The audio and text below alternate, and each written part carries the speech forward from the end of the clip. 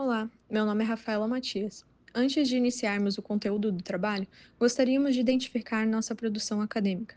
Esse é um trabalho do curso de Psicologia da Universidade Veiga de Almeida, campus Cabo Frio, desenvolvido na disciplina de História da Psicologia sob orientação do professor Pedro Mendonça Machado.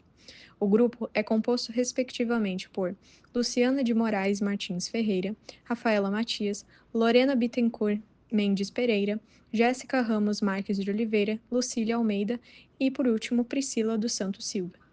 Para introduzir o nosso trabalho, gostaríamos de afirmar que a discriminação contra pessoas LGBTQIA+, permanece como um dos grandes desafios sociais contemporâneos, especialmente quando analisamos como gênero e sexualidade são vividos em diferentes contextos culturais. Embora avanços legais e sociais tenham ocorrido, o preconceito ainda se manifesta de diversas formas, afetando a liberdade, a saúde emocional e o pertencimento daqueles que fogem das normas hegemônicas de sexualidade. Diante disso, compreender experiências reais torna-se um recurso valioso para ampliar a consciência e problematizar desigualdades.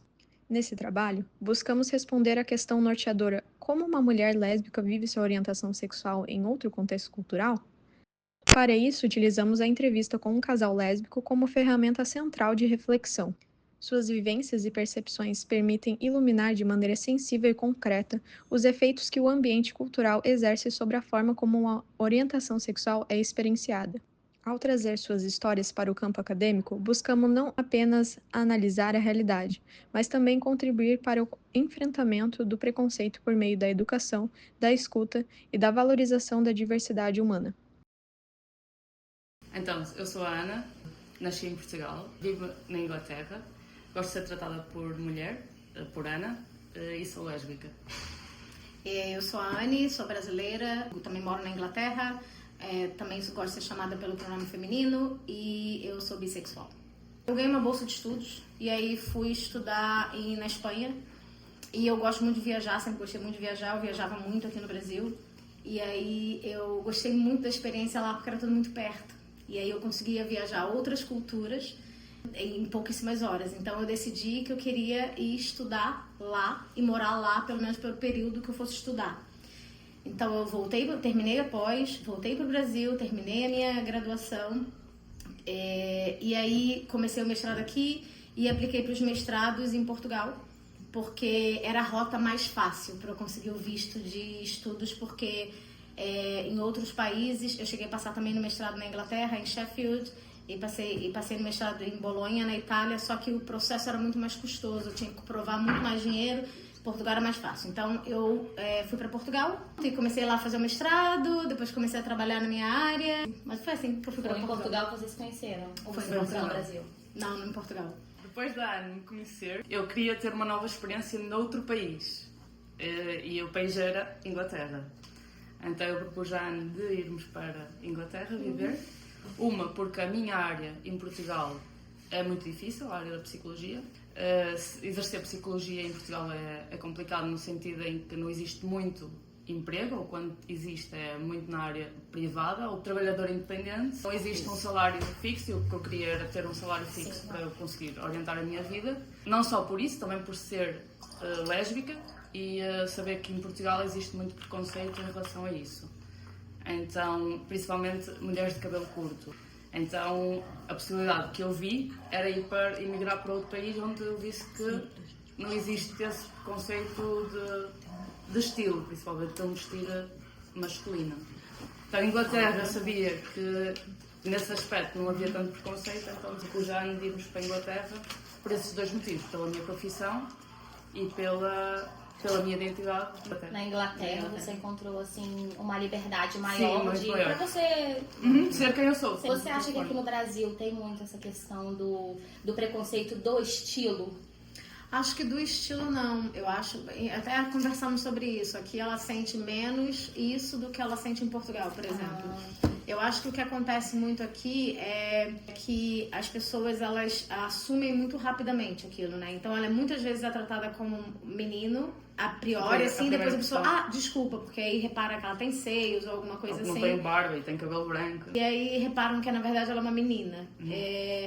Mas eu acho que preconceito por estilo não. Acho que aqui tem tanta miscigenação que é uma coisa que já não acontece tanto em Portugal. Portugal tem pouca miscigenação, assim. Você vê um português, a cara do português é igual pra todo mundo, assim. Um estereótipo. E eu diria mais no mercado de trabalho, existe muito preconceito bem marcado o feminino e o masculino em Portugal. Sim. No caso da imagem, Da né? imagem, Lá em Portugal, do eles transmite. prezam muito essa questão dessa imagem. Sim, e com outras questões também. Eu lá tinha que vestir roupas por causa das minhas tatuagens, porque a tatuagem não era tão bem aceita. Isso em 2014, né? Eu não tô falando. Não sei agora Não sei como é que tá agora, com esse boom que teve lá de imigração, eu não sei como é que tá, mas antes era Então um eu pouco mais desde puxado. cedo, assim, desde que eu me descobri, que eu descobri-me aos 13 anos, que eu era lésbica, só assumi-me aos 16, mas descobri aos 13. Ou seja, levei 3 anos para me assumir, digamos Sim. assim. Ou seja, foi ali um processo de autorreflexão, também tive o apoio dos meus pais, fez toda a diferença. Eu acho que senão o processo teria sido muito mais longo. Foi o meu pai, a primeira pessoa Sim, que ele olha. disse.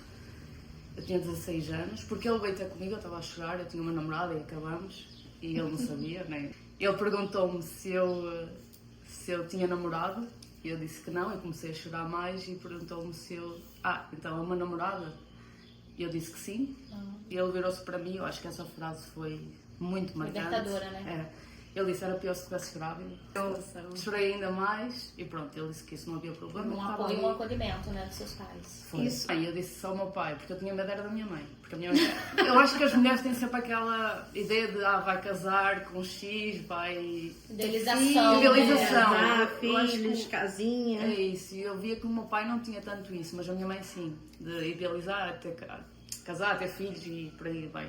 Então eu disse ao meu pai para não falar com a minha mãe, mas ele falou, ele disse, eu vou falar com ela, não te preocupes que eu falo. Então até aos meus 18 anos, a minha mãe, eu via que mudou comigo, assim, a forma dela estar comigo em casa, assim, era diferente, mas depois, quando eu comecei a trazer namoradas para casa, ela foi conhecendo e aí eu acho que ela foi...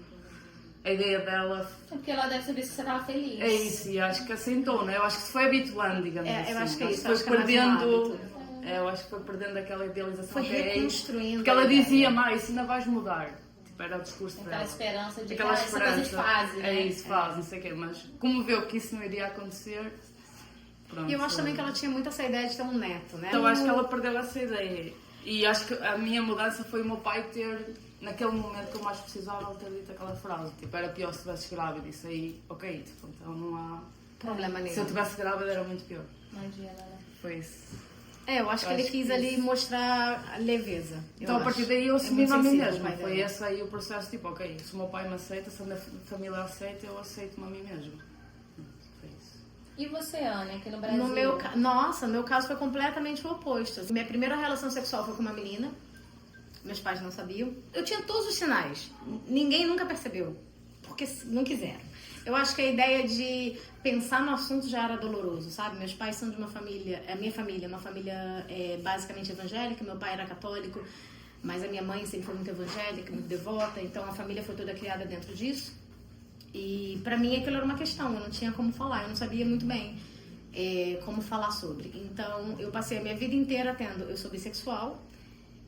Eu diria até que eu sou pansexual, porque eu não teria problemas de me relacionar com uma pessoa trans, por exemplo. Não tenho nenhuma questão com o gênero, desde que aquela pessoa me faça bem ou me atraia. Mas eu acho que bissexual é mais fácil para as pessoas entenderem. Eu comecei a me relacionar com mulheres e com homens ao mesmo tempo. Só que não ao mesmo tempo, né? Quando eu tava namorando um rapaz, eu não me relacionava com nenhuma mulher. Todas as vezes que eu estive solteira pra minha família, eu estava me relacionando com uma mulher, só que eu nunca assumi isso pra ninguém, o que sempre foi um problema para todas as mulheres com quem eu me relacionei. Eu pensei muitas vezes em como eu poderia conversar sobre isso com alguém. A pessoa mais próxima que eu tinha era o Rodrigo, meu irmão, que eu pensava, que eu sempre achei que fosse a pessoa que ia entender melhor, mas todas as vezes que eu dei a entender qualquer coisa para ele durante a nossa adolescência e jovem adulto, eu percebi que ele não ia aceitar tão bem. Então, eu fui para Portugal. Em Portugal eu me relacionei, tive namorados, tive namoradas. Até que eu conheci a Ana. Eu nunca pensei que eu fosse casar, porque eu sempre pensei que se eu casasse, jamais eu casaria com um homem. Para eu casar com um homem, teria que ser um homem muito à frente, assim, um homem que conseguisse entender muito bem o espaço da mulher na sociedade e qual o espaço que eu, como mulher, quero alcançar na sociedade. Isso era muito difícil. Então, eu sempre pensei, eu nunca vou casar. Eu falava pro meu irmão, eu vou ser aquela tia solteira que mora fora e que traz presente pros sobrinhos, sabe? Essa sempre foi a minha ideia. Eu nunca pensei em ser mãe. Eu não me enquadro em nenhuma das caixinhas da mulher, a não ser a forma de vestir. Exato, aquela ideia de ser mãe, de casar, ter minha casa. Nem casa, gente. Eu nunca quis ter uma casa. A gente vai comprar uma casa porque ela quer uma casa. Sabe, eu não tenho essa coisa do minha casa, minha família. Eu tenho isso com a minha família, não com ter uma família. Então, quando eu fui para Portugal, eu tive muito mais liberdade, obviamente. Eu não tinha lá a minha família e eu podia ser quem eu quisesse, na verdade, né? Então, eu fui quem eu sou. Então, namorei meninos, até que eu conheci a Ana. E aí, a gente começou a namorar, as coisas foram ficando muito sérias.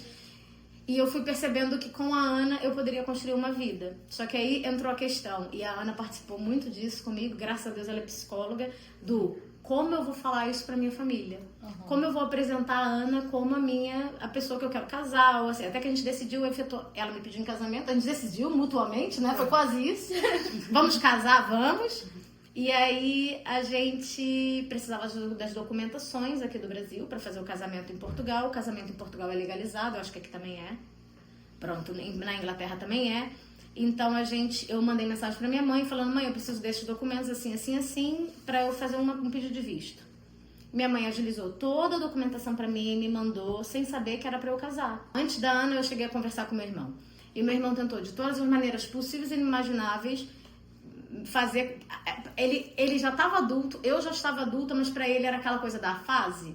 Você está se descobrindo, você está em outro país, e começou a me mandar trechos da Bíblia dizendo sobre homossexualidade, e a gente entrou num embate, Rodrigo, isso daí é o Primeiro Testamento, olha, não sei, e a gente começava a ter aquelas conversas assim, até que eu falei, o dia que você quiser falar comigo e me respeitar como quem eu sou, a gente volta a falar. E aí parei de falar com ele. Lá ele fez o processo dele e ele não queria parar de falar comigo. Eu tive que ser, novamente, bastante impositiva no sentido de ou você aceita que eu sou assim, ou você vai deixar de ter uma irmã, porque, infelizmente, não tem como a gente conviver. Toda vez que eu falo contigo, às vezes eu quero conversar coisas, eu ainda estava num relacionamento muito ruim, foi antes da Ana, e eu precisava de ter aquele apoio, eu não tinha aquele apoio, e aí eu virei pra ele e falei, ou você faz isso, ou você vai deixar de ter uma irmã. E foi aí que ele percebeu a gravidade da situação e começou a mudar o mindset dele. Ele meio que se forçou a se adaptar à ideia de que, afinal, a irmã dele gosta de meninos e meninas. Basicamente foi isso. Hoje em dia, eu acho até que ele é até bastante defensor, assim, da ideia, assim, de nós duas. E gosta muito da Ana, mas isso foi todo um processo, assim. Já tem 10 anos quase casadas. E aí, voltando ao casamento, a gente fez todo o processo. O meu irmão, entretanto, nessa altura do casamento, ele já estava habituado com a ideia, porque o processo com ele começou com a minha namorada anterior. E aí eu falei com ele, Rodrigo, eu vou casar e eu não sei como falar isso para os meus pais. Ele, deixa que eu falo. E ele fez da pior maneira possível. Ele chegou para minha mãe e falou, mãe, pai, a Ana é lésbica, ela vai casar com uma mulher. Pronto, foi isso. Pra casar, Deixa ele preparar a família, né? Porque os meus pais têm uma mentalidade, eles são muito mais velhos. Outra geração, né? Exato. E eles estão habituados com a Anne, que sempre tinha namorados. Você levou um susto, como assim, né? Namorada e casar, logo assim. Agora a mulher foi para outro país, virou a casaca, já tá até casando. Pois, o medo do meu irmão, pra você ver como as ideias aqui são muito cristalizadas sobre... Hoje em dia eu acho que tá muito melhor, mas eu tô falando aí de 10 anos atrás, né? As ideias eram tão cristalizadas que o meu irmão tinha medo. Ele me perguntou, você vai cortar o cabelo? Você vai passar a usar roupas tipo, mais estereótipo, né? Exatamente. Eu falei, não, Rodrigo, eu sou quem eu sou, eu não mudei nada. Eu sempre fui assim. Eu só estou te avisando uma coisa que já acontece há muito tempo.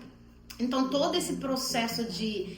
Enquanto ela levou, sei lá, 3 anos para ela perceber e conseguir se expor, eu fui dos 13 dos 14 aos 28 anos nesse processo de como isso vai acontecer. E, sim, também tinha essa coisa do... Eu sempre pensava que, isso daí é uma coisa que, ok, é só uma outra parte, né? Essa parte ninguém precisa saber.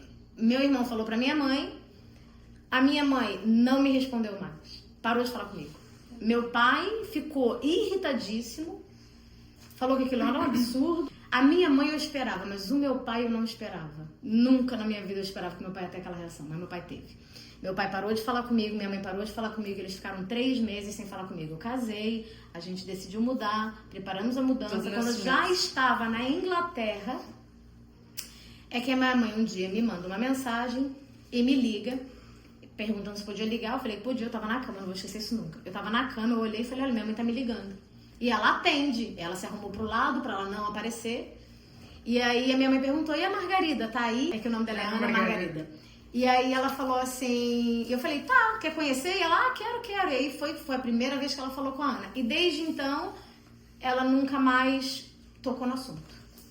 A vida seguiu e a gente se trata e elas gostam muito dela. Mas eu acho que o meu pai e a minha mãe, eles precisaram desse período para eles processarem toda a ideia que eles tinham formada daquilo que eles esperavam de mim, eu acho, sabe? Mais do que aceitar ou não aceitar. Eu acho que exatamente. Tanto que meu pai, ano passado, foi visitar a gente lá na Inglaterra e a gente teve numa das conversas, ele virou pra mim e falou assim: a minha maior decepção é que você nunca vai me dar um neto. E eu falei, pai, eu não vou te dar um neto porque eu sou casada com uma mulher. Eu não vou te dar um neto porque eu não nasci pra ser mãe.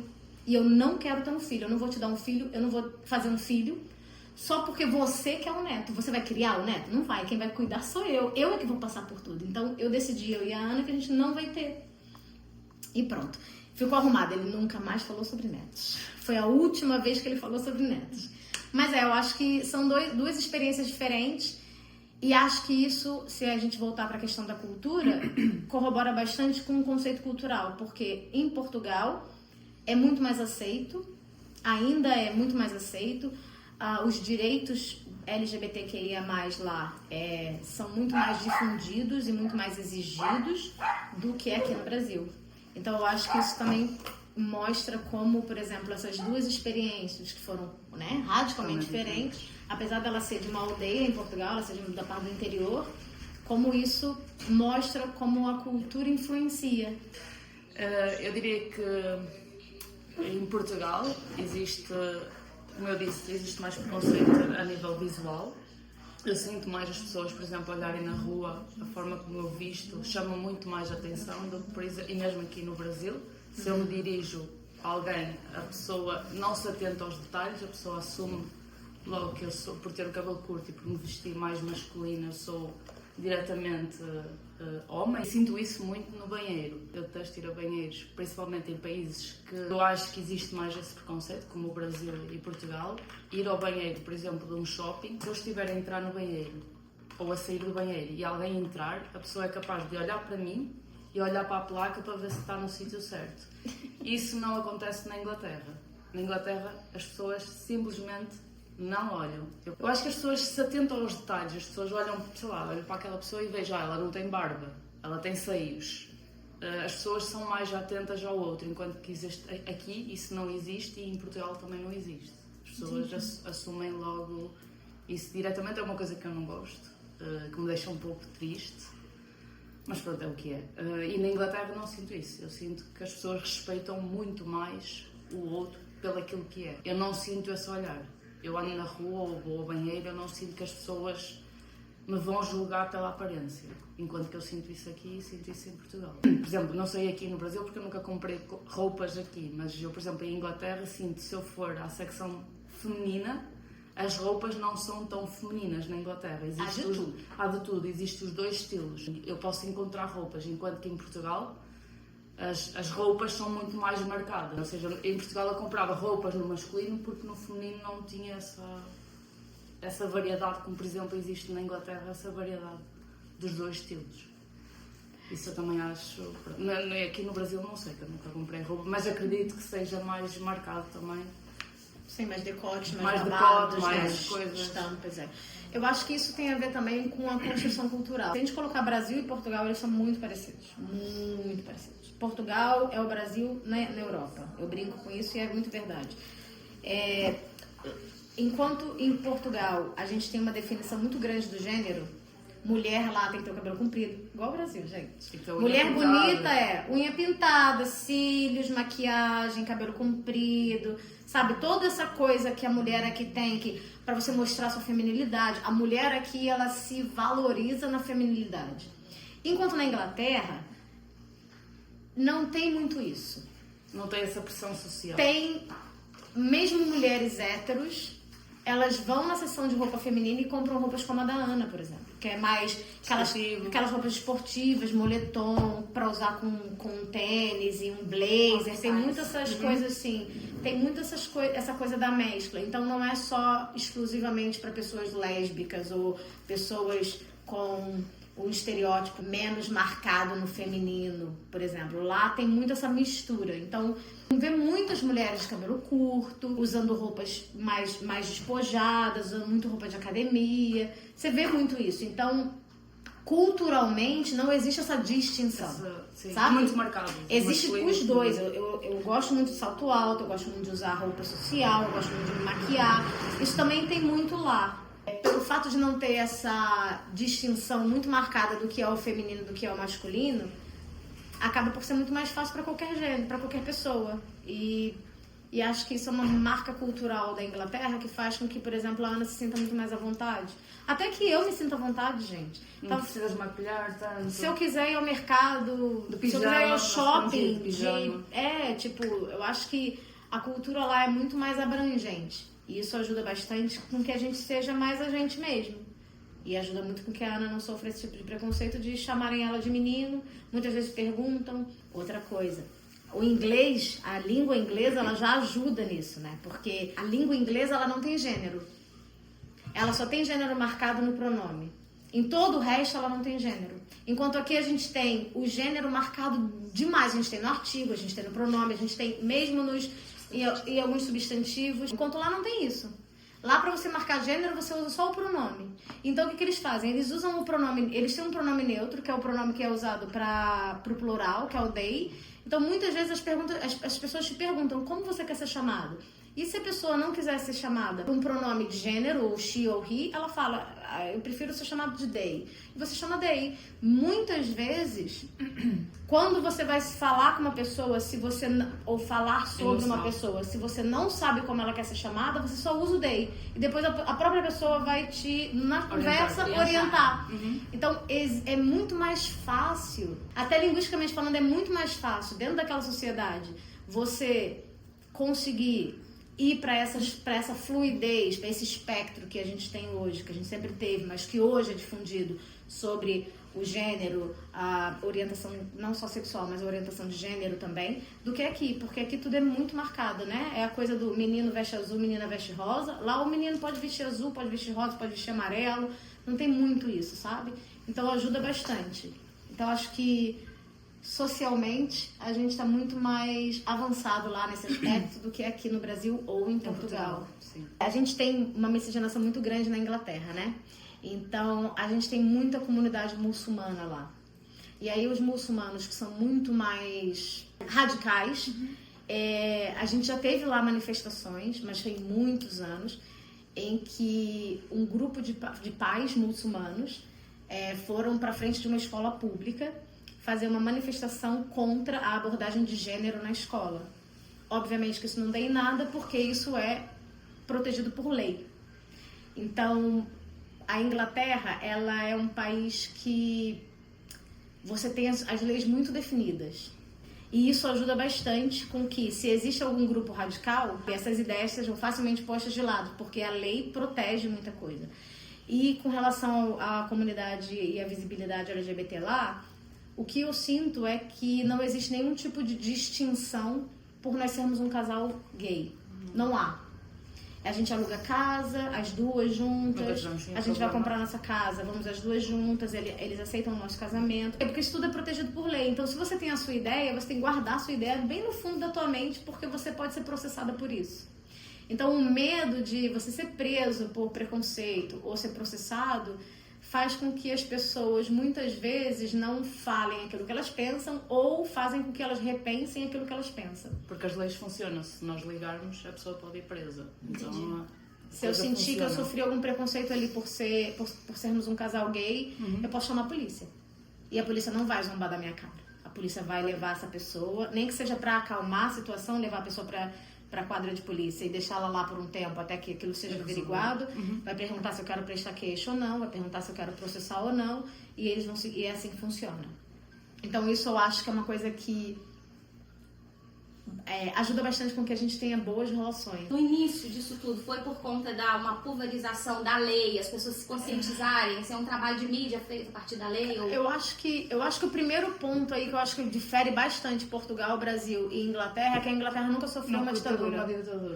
Então, ela pôde avançar bastante, porque enquanto os outros países estavam sob ditaduras muito rígidas, que não permitiam com que eles avançassem a nível social, tecnológico, medicina e científica, etc., a Inglaterra nunca teve isso. Então, enquanto Portugal e o Brasil estavam passando por uma ditadura, a Inglaterra estava avançando. Então, eles já estão muito lá na frente, enquanto a gente ainda está caminhando para estabelecer muitas coisas sociais que, durante a ditadura, retrocederam, né? Principalmente as questões sociais, assim, eu acho que esse foi o principal ponto. E outra coisa que eu acho que corrobora muito com isso é que a Inglaterra ela é muito diplomática. A política da Inglaterra é muito diplomática, né? A Inglaterra ela se dá bem com todo mundo, ela não tem guerra com ninguém, ela está sempre ajudando todo mundo, e isso faz com que eles acabem por ser muito mais abertos a essa receptividade, sabe? A essa coisa do... Eu não posso entrar em conflito com esses, eu não posso entrar em conflito com esses. Então, eles têm muita essa diplomacia na política deles. Então, isso ajuda também bastante com que as leis sejam mais difundidas e respeitadas. E a terceira coisa que eu acho que ajuda muito é que na Inglaterra, diferente do Brasil e de Portugal, existe um respeito muito grande para o seu espaço individual. E essa é uma coisa que é boa e que é ruim. Por exemplo, as pessoas não te tocam quando conversam ou só apertam a mão porque eles não querem invadir o seu espaço pessoal. E isso acontece, por exemplo, com ela. Eles vão... Não é que eles olhem e não veem o menino, que a Ana é super andrógena. Da mesma forma que um inglês pode ver ela como menino, um português também pode ver. Mas eles vão ter o cuidado de observar mais antes de tomarem qualquer atitude para não invadir o espaço dela. Então, acho que isso é que faz com que a Inglaterra seja muito mais progressista em alguns aspectos e não tão progressista com relação, por exemplo, à cultura e como você se relaciona e faz amizades e etc. Mas uma coisa que é interessante de falar é que eu, por exemplo, desde que eu comecei a namorar uma menina em Portugal, todas as minhas amizades eram sempre no meio LGBTQIA+.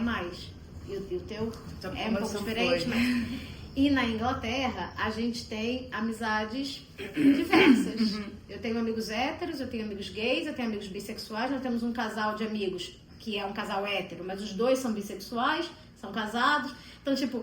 A gente tem de tudo, a gente tem queer, a gente tem tudo. Na Inglaterra, sim, parece que existe até, em termos de amizade, essa proximidade em que a pessoa aceita, mesmo pessoas héteros aceitam o outro mais facilmente, enquanto que em Portugal isso não acontece tanto. Você acaba por ficar mais fechado nos seus nichos. É isso, na comunidade LGBT.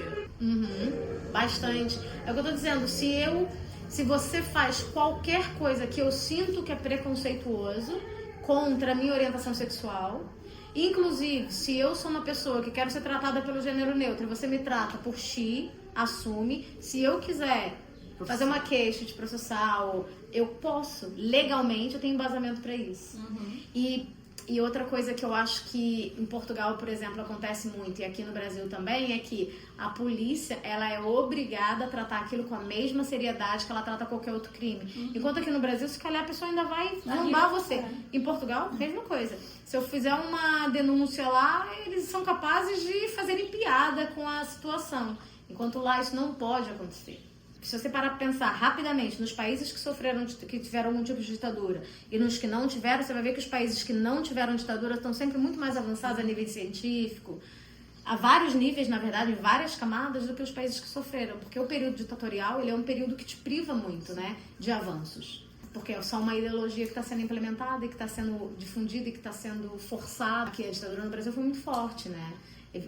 O avanço artístico brasileiro foi muito precário durante a ditadura, né? Foi só a música que vingou, né? E a ditadura em Portugal foi ainda mais pesada que essa, porque aqui no Brasil, enquanto era vetado antes mesmo de ser lançado, em Portugal eles deixavam lançar E aí você gastava uma fortuna para produzir um livro, por exemplo, e depois é que esse livro ia ser averiguado pela mídia. E aí, se fosse negado, você perdia aquele monte de dinheiro. Então, muita gente deixava até de fazer... produzir o material, né? Exatamente. Então, assim, isso são coisas que a gente sente hoje na sociedade, né? Liberdade de expressão nenhuma. Exatamente. A gente vê que ainda tá ali engatinhando algumas coisas, enquanto outros países estão mais avançados. Acho que isso, por exemplo, a gente foi passar uma temporada em Portugal, a gente foi alugar uma casa, o senhor já mostrou automaticamente uma casa de 2 quartos, porque ele assumiu que nós éramos amigas e íamos dividir um quarto. Na visita, ele até falou assim, isso aqui pode ser pra você, isso aqui pode ser pra ela, e eu fiquei assim, isso vai ser um escritório, amigo. Sabe, tipo, ele já automaticamente assumiu que nós éramos 2 amigas. Enquanto na Inglaterra... Em 10 anos nunca aconteceu.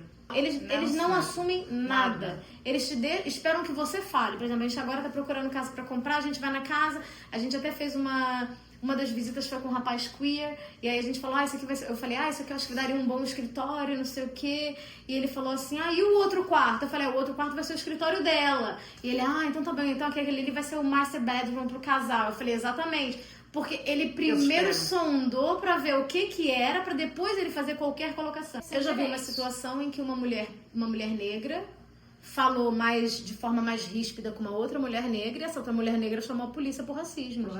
E a polícia foi. Eles têm essa conscientização muito bem definida, né? Que eles impõem muito. Tem a liberdade de se colocar e falar, não, você não vai falar assim comigo e pronto. Tem a liberdade e tem o respaldo, né? Exato. Na Inglaterra, não.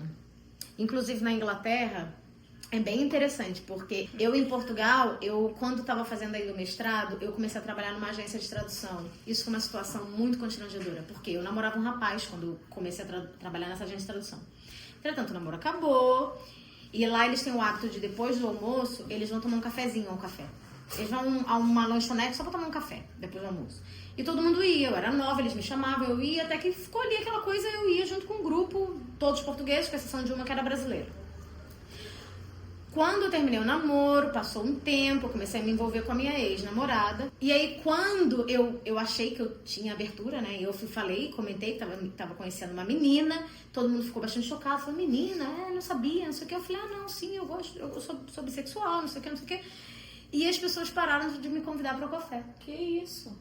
Isso aconteceu comigo em Portugal. Quando chegava a hora do almoço, eu tava almoçando, aí eu falava, vocês vão sair? Não vamos. Aí saía um, depois saiu o outro, depois saiu o outro. Achei alguma coisa estranha, mas também não me coloquei, porque eu tinha acabado de chegar, tinha alguns meses que eu tava lá só. E aí, um dia eu passei pelo café, fui caminhar sozinha e eles estavam todos no café e eu não. Então, eu senti isso, foi uma coisa que foi muito, muito chato na altura. Eu não consigo ver outra associação que não tenha sido o fato de eu ter começado a namorar uma menina, porque nada mudou na minha vida, não tinha nenhuma diferença do que era antes para o que era naquele momento. Enquanto na Inglaterra, eu nunca tive problema nenhum, eu e a Ana já trabalhamos juntas e nunca tivemos problemas. E foi muito engraçado que na empresa que eu trabalho agora, ela é austríaca. E eu fui fazer uma entrevista, e quando eu fiz a entrevista, eu tava com a recrutadora e a minha chefe, a chefona do departamento, assim, a vice-presidente do departamento de operações. E aí, por conta dessa situação, eu passei a ser ainda mais impositiva, eu já sou uma pessoa impositiva, eu passei ainda a ser mais com relação à minha sexualidade, então eu falava aquilo abertamente, porque se eu sentisse qualquer coisa ali que fosse me trazer transtornos, fosse me trazer qualquer tipo de constrangimento, eu simplesmente saía, nem ficava. Então eu fui fazer a entrevista e aí no primeiro momento ela perguntou, eu não lembro o que ela perguntou, que eu já falei qualquer coisa, como é que você foi parar na Inglaterra? Eu falei, minha esposa queria vir morar aqui, então nós decidimos. E aí a recrutadora, que era espanhola, virou pra mim e falou assim, esposa? Você quis dizer marido? E eu falei assim, não, esposa, eu sou casada com uma mulher. E aí a minha vice-presidente, muito fofa, virou e falou assim, qual o problema dela ser casada com uma mulher? Na hora da entrevista. E aí ela ficou assim, não, nenhum problema. E eu falei, pronto, é essa empresa que eu quero trabalhar. Eu quero trabalhar com essa pessoa. E pronto, trabalho lá até hoje, tem 4 anos. Que legal. Mas pra você ver a diferença, como é que a questão cultural influencia tanto em como você é aceito, né, ou não, pela sociedade. Existem bares gays para homens, existem bares gays para mulheres, existem bares mistos. Não é que o homem não possa entrar, mas é um bar para mulheres. Tem um lá em Londres, inclusive, chama She, que é ela em inglês. E esse bar, ele tem seguranças masculinos na entrada, e femininos também. Mas esse bar não pode entrar homens, de forma alguma. É um bar para mulheres. Seja hétero, seja lésbica, você entra e você vai aproveitar a sua vida sem nenhum homem te importunando ali. Lá também tem uma coisa, em toda a Inglaterra, todas as cidades, a gente morou em 3 cidades, nas 3 cidades tinha que eles chamam de Gay Village, que é uma zona gay. É uma rua só de bares gays, só voltado para o público LGBTQIA+. E em Manchester, que é a cidade, perto da cidade que nós moramos, a Gay Village lá é muito famosa. E o Pride, que é o Dia do Orgulho, é uma marcha. Cada cidade faz num mês diferente, que é para poder as pessoas conseguirem ir. E aí é uma marcha onde as empresas patrocinam. E aí os funcionários das empresas vão com uma camisa e fazem uma passeata, seja gay, seja hétero. Várias empresas que patrocinam a marcha, então eles vão e fazem como se fosse uma passeata ou um desfile. Em Londres, por exemplo, eles têm carros alegóricos. Música. Sim, eles fazem o marketing deles também para mostrar que, pronto, que eles são abertos aqui. Veste a camisa, né? É muito interessante. E mesmo as empresas colocam as bandeiras na Mudam janela. o logo, por exemplo, nas lojas de roupa. Nas lojas eles botam as no bandeiras. shopping. Quando a empresa é muito grande, eles mudam o layout para ter. Por exemplo, a gente tem o nosso banco, no mês do Pride, eles oferecem um cartão que é a bandeira LGBT. Então, assim, mesmo socialmente, existe muito essa coisa do... Utilização mesmo. Né? Por exemplo, eu aqui no Brasil, eu não te toco tanto como te toco em público na Inglaterra. Em casa, é verdade. A gente Sim, tem mais medo, Eu tenho mais receio aqui no Brasil de abraçar, de tocar. Enquanto que lá eu nem penso, eu faço. Lá a gente se abraça, Aqui se beija, anda de mãos dadas, não temos medo, é isso. E nunca sofri nada aqui, nós nunca sofremos nenhum preconceito aqui no Brasil, por fazer nada. O Brasil, ele é muito diverso. E ele tem muito, né? Tem muitas pessoas falando abertamente sobre isso, né? Gente, a gente tem pessoas trans lá no Planalto, sabe? E ainda assim, existem aquelas pessoas que são muito abertas sobre isso, existem aquelas pessoas que são muito fechadas sobre isso. E eu acho que o fato de não ter muito respaldo legal também faz com que muitas dessas pessoas fiquem... Por exemplo, a gente... Né? Eu nunca sofri nenhum tipo de preconceito por ser bissexual aqui no Brasil, nem a Ana, mas a gente sabe que pode acontecer. Então, e a gente sabe que a gente não vai ter resolver se a gente chamar a polícia, a gente não vai ter nenhum tipo de proteção. A única proteção que eu poderia ter é meu irmão, sabe? Que eu acho que morreria por mim, mas não teria nenhum amparo legal. Então a gente prefere não demonstrar, sabe? A questão do respeito cultural mesmo, né? O Brasil é um país desrespeitoso de modo geral. Então a gente observa que há uma guerra católicos evangélicos, Exato. Cristãos e não cristãos, diversas ideias que o problema central é a falta de respeito e essa coisa que vocês falaram que tem na Inglaterra, né? Eu vou sondar para ver o que aquela pessoa entende do mundo, ou o que ela entende daquele assunto, para saber como vou lidar e respeitar o espaço dela. Aqui não existe esse respeito de espaço, né? Não só no físico, porque muitas vezes a pessoa vem te abraçar e você nem queria um abraço daquela pessoa, você nem se sente à vontade, tanto quanto no mundo das ideias, né? No mundo das ideologias, da orientação política ou da orientação sexual. Porque eles te perguntam se podem abraçar. Eles lá perguntam, antes de abraçar, eles perguntam, posso te abraçar? Sim, eu acho que o que acontece aqui no Brasil é aquela coisa que eu estava falando antes do espaço público e o espaço privado, sabe? O espaço privado e o espaço público, que ele meio que se mescla, sabe? Se a gente fosse fazer um trabalho de faculdade lá, a gente iria para um ambiente público, ia para um café, para um restaurante, para uma biblioteca. Não ia ser em casa. Eu nunca conheci a casa dos meus colegas de faculdade. A não ser os estrangeiros, porque o curso que eu fiz tinha muito estrangeiro. Mas os portugueses eu nunca conheci. Toda vez que tinha eventos lá em casa, quando eu e a Ana já morávamos juntas, antes mesmo de casar, com os amigos dela, eram todos lá em casa. Eu chamava as pessoas e era todo mundo lá em casa. Jantares, tudo acontecia lá em casa. Nunca aconteceu na casa deles. Hoje em dia já é diferente. Acho que agora a gente está muito tempo juntos, eles já se habituaram mais conosco. Também tem aquela coisa de a gente, quando vai a Portugal, a gente vai de casa em casa quase, né? Porque eles chamam para jantar, mas não é aquele grupo, tem essa diferenciação. E na Inglaterra isso é ainda mais forte. Então, o fato de ter culturalmente espaços privados e públicos faz com que as pessoas acabem por ser mais respeitosas com relação a questões políticas, questões religiosas. Nem se é falado. Hoje em dia tá um pouquinho, porque tá subindo muito lá a extrema-direita na Inglaterra, mas não está abordando a questão de gênero, está abordando mais a questão da imigração, e um público muito específico, assim, que são os refugiados. Tirando isso, acho que aqui no Brasil, por ter muito essa mistura entre o espaço público e o privado, você como indivíduo, você acaba não sendo tão respeitado. E aí é que eu acho que entram os conflitos políticos, e é por isso que o Brasil tá tão dividido entre esquerda e direita. Não interessa quem tá errado, sabe? Só que as pessoas não conseguem manter esse nível. E entra nessa coisa de se você não tem a mesma opinião que eu, você está contra mim. Eu também me sinto incomodada quando as pessoas invadem a minha privacidade. Quando as pessoas começam a falar, mas isso que você pensa tá errado, ou você saiu daqui tem muito tempo, a sua opinião já não conta. Gente, conta. Eu continuo sendo brasileira. A minha opinião não vai mudar o mundo, a minha opinião não vai mudar o Brasil. É só a minha opinião. E as pessoas, às vezes, não conseguem respeitar isso. E eu acho que isso acaba indo para todos os outros âmbitos. E lá existe muito essa coisa do, ok, é a sua opinião, ok, é a sua opinião. Eu não vou entrar em conflito com você por conta disso. A não ser que você entre num debate em comum acordo para falar sobre o assunto. Do contrário, não se fala. Nem sobre político, por exemplo. Tá crescendo muito lá a extrema-direita. A gente vê um monte de pessoas na mídia falando sobre as opiniões deles, mas você não vê conflitos. Não se fala sobre. São assuntos velados. A política na Inglaterra funciona muito diferente daqui. Lá sempre houve o Labour, que são os trabalhadores, que é a esquerda, seria a esquerda, né? E os Tories, que são os conservadores, que são os de direita.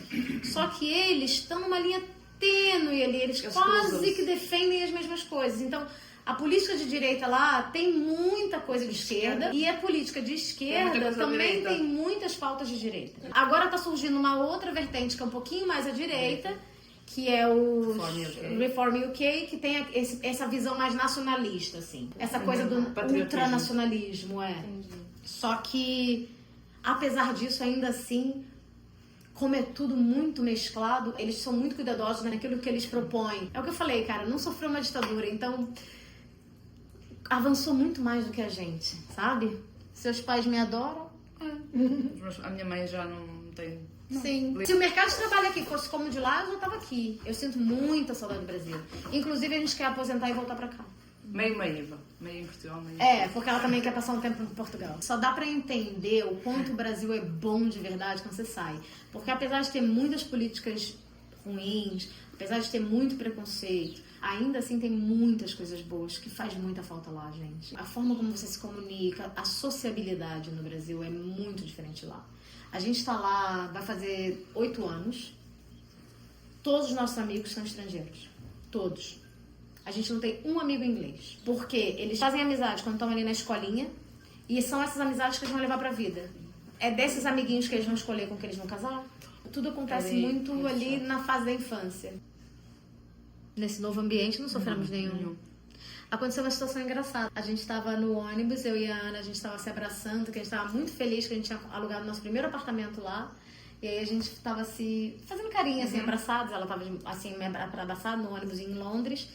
E aí uma senhora atrás da gente virou e falou assim: ai meu Deus, isso não é coisa de Deus, não sei o quê. Só que ela falou alto o suficiente para nós ouvirmos, né? Óbvio.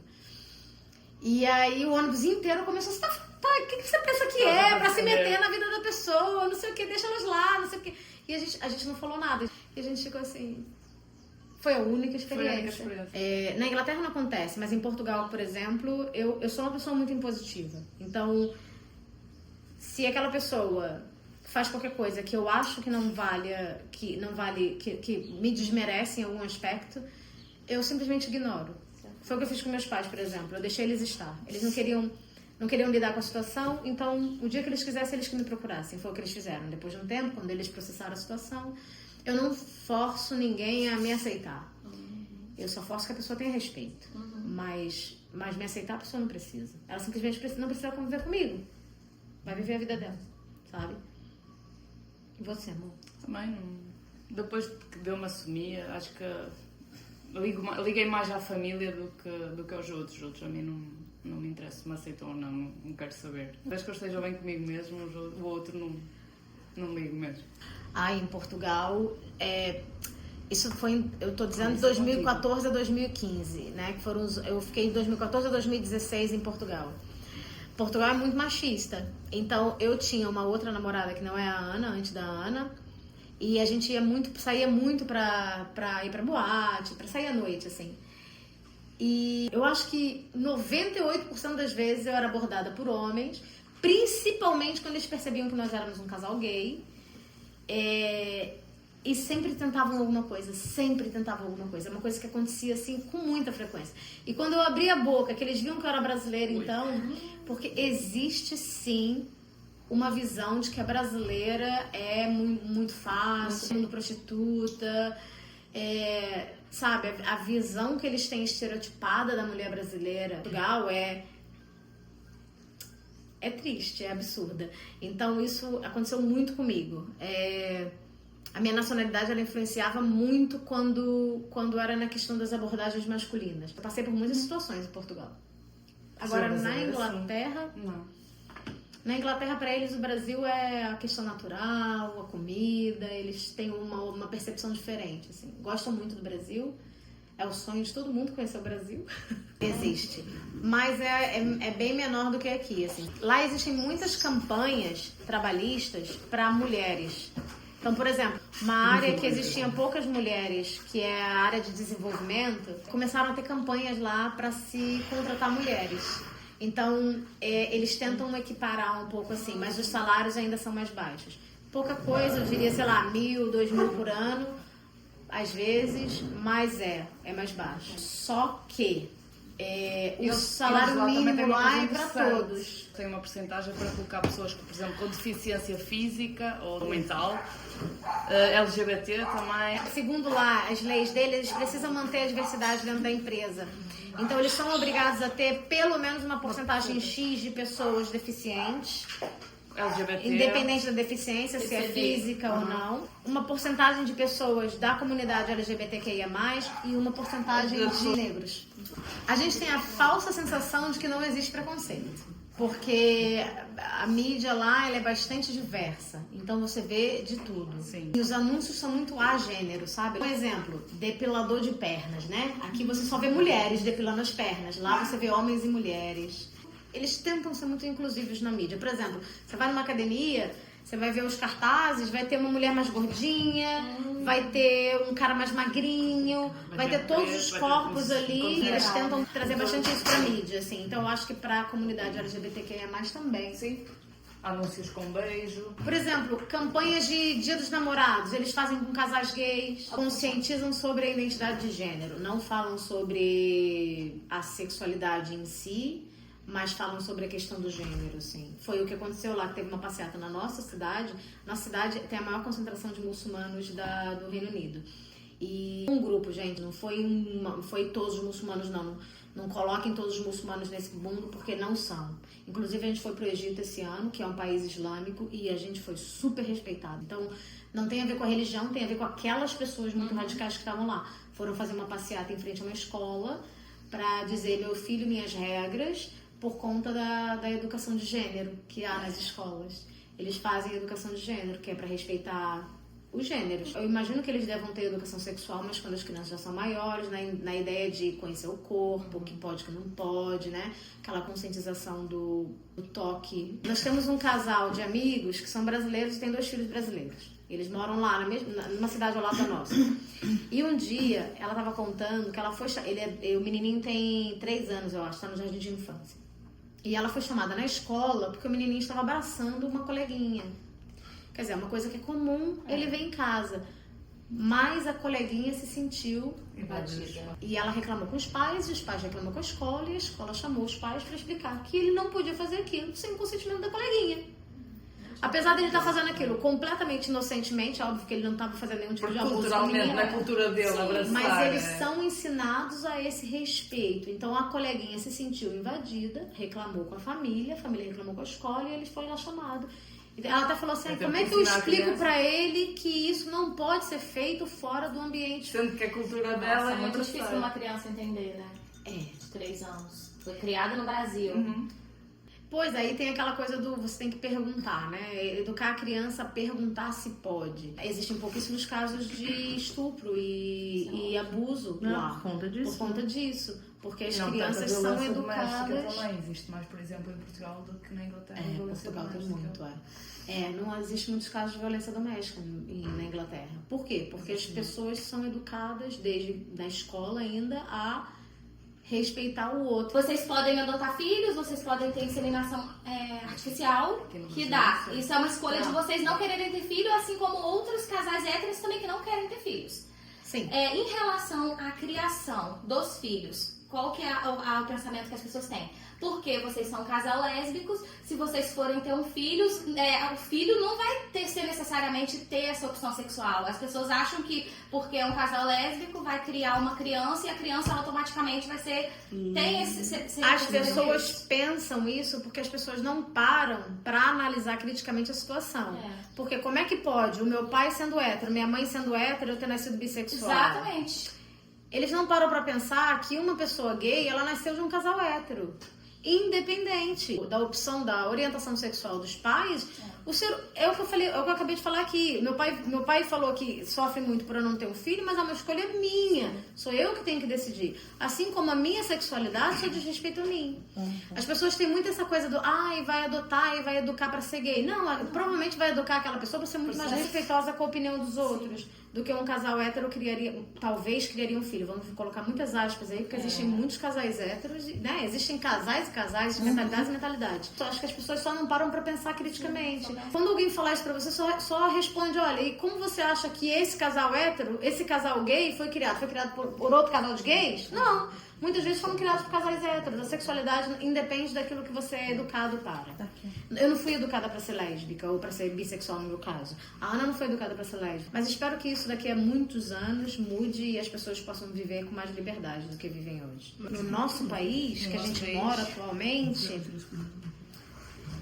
eu acho que a nível de construção, a gente não pensa muito a nível social, a gente pensa muito a nível privado, assim. A gente quer ter a nossa vida, construir um ambiente seguro no trabalho, o que a gente já tem, né? Tipo, às vezes eu tô fazendo reuniões, a Ana aparece, passa por trás, eles falam Eles oi, conhecem, já no meu conhecem. trabalho também sabem que tenho uma esposa, então... Sim, eu acho que já fui buscar você em reuniões de trabalho, então, tipo, acho que a gente tenta sempre tratar com mais naturalidade possível a nossa relação, porque no fundo é pra ser assim, né? Então eu quero que as pessoas entendam que é uma relação como outra qualquer. Eu acho que isso que eu tento construir assim ao meu redor, é fazer as pessoas perceberem que sim, nós estamos numa relação e isso é uma relação como qualquer outra relação, como dois homens ou um homem e uma mulher, ou enfim, um homem e duas mulheres, uma mulher e dois homens, whatever. Eu sou monogâmica, mas eu também respeito que existem pessoas que não são.